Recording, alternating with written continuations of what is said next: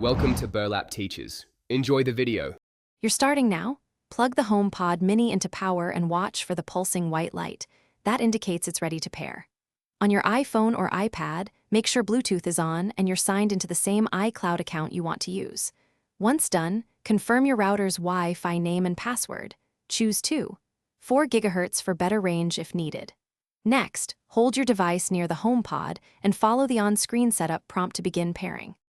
Once the pairing prompt appears, tap Continue to transfer your Wi-Fi and Apple ID settings automatically.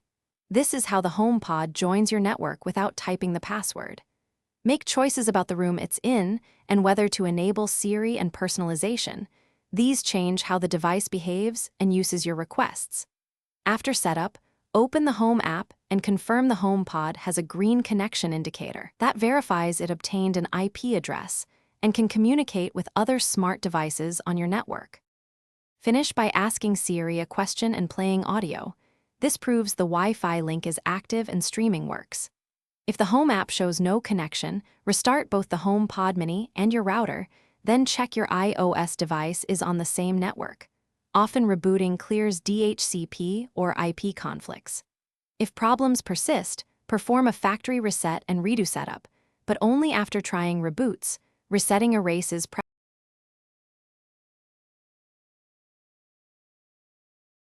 Thanks for watching. Consider subscribing if this video helped you.